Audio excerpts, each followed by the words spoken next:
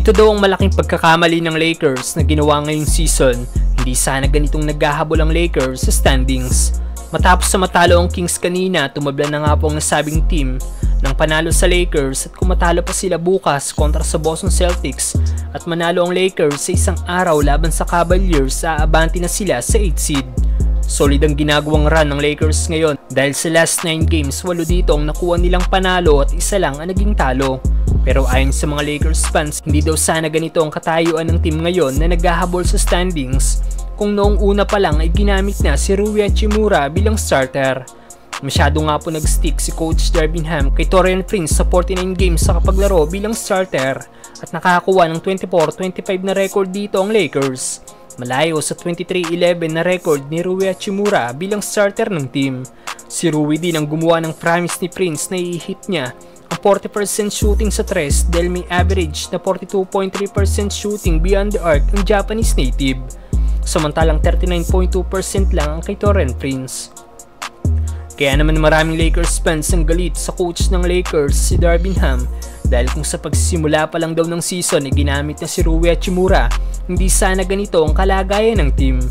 Ayon sa isang fans, Baby Lebron daw si Rui, hirap pa nakakalaban, kayang patakbuhin ng baseline, tumira sa 3, mid-range, pumoste at umatake sa basket. Double!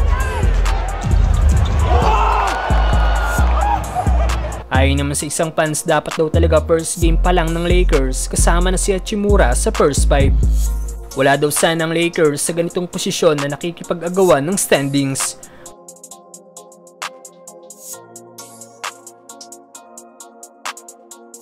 May nagkomento naman na hindi niya daw maintindihan kung bakit hindi ginamit ang strong lineup ng Lakers sa pagtatapos ng last season.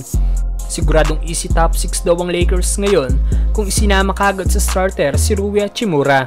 Now gets a pick from AD, goes all the way to the basket, throws it to Hachimura, he goes to the basket and dunks it right on top of Miles Turner. May nagsabi naman na kulang daw sa analytic foresight si Coach Ham dahil sa pagsisimula pa lang daw ng season, napaka-epektibo na ni Rui Hachimura.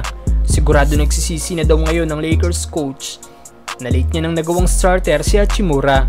Meron daw ang Japanese native ng katawan ni Lebron, malaki at napakalakas. Isa pa, prolific 3-point shooter daw si Rui na kayang bumantay sa malalaking kalaban.